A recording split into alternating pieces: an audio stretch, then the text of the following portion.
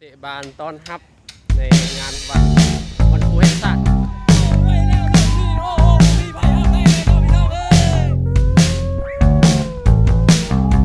ไปสอบถามสาวเวียด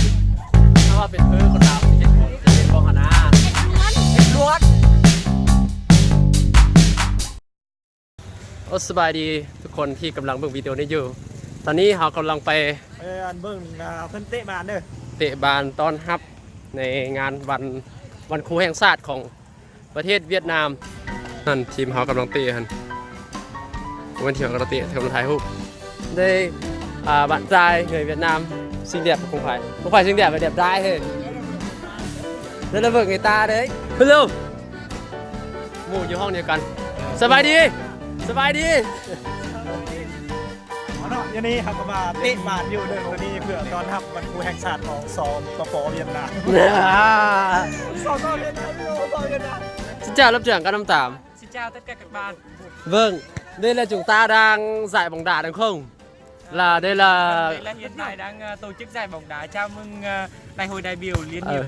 hội sinh viên Viện Nông nghiệp Tài nguyên cũng như là đại hội đại biểu Liên đoàn Viện Nông nghiệp Tài nguyên nhiệm kỳ 2019-2022. Mình nói tiếng Việt tao nói tiếng Lào nhá. Ô, เข้าไปแล้วลูกดีเนาะไปเป็นสกอร์0-0หรือว่า2-0นั่นเองแล้วท่านผู้ชมเนาะอยู่นี่บ่มีไผฮู้จักเฮาจักคน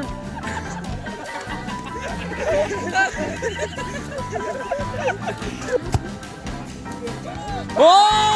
เข้าไปแล้วโอ้เข้าไปแล้วลูกนี่โอ้โหบ่มีไผฮับได้เลยเนาะพี่น้องเอ้ย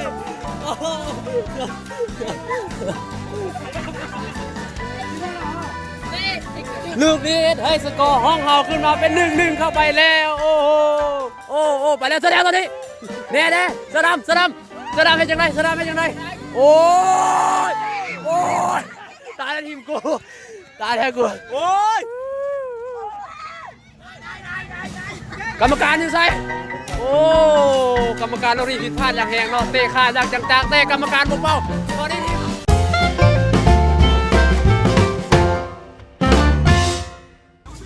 เตะกระพาดไปด้วยดีไปสอบถามสาวเวียดนี่ความรู้สึกนะได้เพราะว่ามีคนลาวเตะไอ้น้องคนลาวเตะ 3-4 คนไปถามว่าเพิ่นมักคนลาวได้ฮะนะสาวเวียดมักบ่าวลาวบ่คะนะอันนี้ไอ้นี่ว่าภาษาลาวอะไรเนี่ยเมื่อกี้ไหนเท่าไหร่ตรงไหนว่าเราบอกซองkhông có anh bạn Lào là 3-4 người ta thấy anh người có đẹp trai không có đấy mắc anh ăn bò mắc bòนั่นนะcó đây ngàm không gì nữa anh ơi thấy không điều có làm có giàu người làm thì có làm không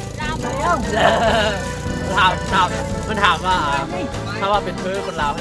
จะเป็นบ่คะนะเอ็ดล้วนเลยlúc này anh thì vai ban Lào đá bóng không? Thì anh người đẹp trai không? Đẹp. Ngám rồi mà. Đẹp vang xinh hình không? Béภาษาลาวได้ไหมมันก็ได้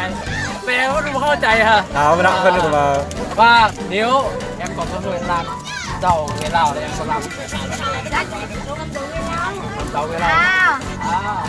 nếu có khả năng ấy nhá ok luôn chị ok coi nhá lúc này có vài bạn Lào đá bóng là thì có thể đẹp trai không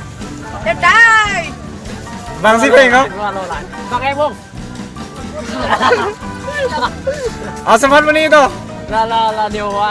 tương lai ạ nếu chị có cơ hội làm giàu người Lào thì chị có làm không có mình ngồi với chị vai anh người